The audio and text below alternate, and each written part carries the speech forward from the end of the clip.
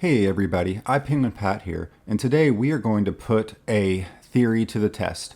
It has been said that running dual channel skills is a waste of DPS, and that you would be better off to run a persistent damage skill. So in the case of a class like Wizard, instead of running Disintegrate and Arcane Torrent, they would recommend replacing one of those two with Meteor or Scorch, or even the Phantom Ray, Ice Ray, Dealy Bopper thingy. And while currently this mostly affects Wizard, this could affect other classes in the future if they end up with channel skills that are competing and they have to decide between one or the other, or running both. The argument against dual channeling is that you are unable to channel both skills at the same time, so you would be better off to have a persistent damage skill running while you are channeling, or you could even be doing your normal primary attack instead of doing the channeling while your channel recharges.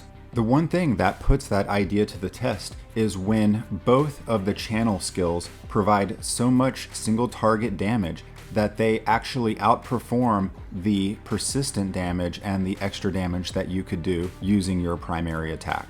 As a bird that enjoys science, I decided to set up an experiment where we isolate the variables, that is Arcane Torrent and Meteor. In this case, I didn't change any of my gear or add anything that would buff Meteor or Arcane Torrent. The goal was to determine if both were equally good or if one was superior. I have synced up and overlaid both runs against the same boss so that you can see exactly how both builds perform. And as it turns out, the dual channel build actually outperformed the one channel and persistent damage build by about 10%. And I consider that to be a pretty big difference, especially in a fight this long. With that said, changing your gear or being in a party and having different buffs or group buffs or whatever it is could definitely tilt the scales in the direction of one or the other. And that's why it's so important to actually test and experiment and figure out what is actually better, because as much as theory crafting is fun,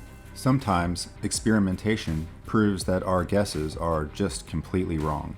Do you have anything in your build that people think is weird and you'd like to show off? If you have any tests that you think I should run and to find out which is better, please leave some ideas in the comments below. I have some tests on legendary gems coming in the near future. So if you'd like to see those, please like and subscribe, and I will catch you in the next video.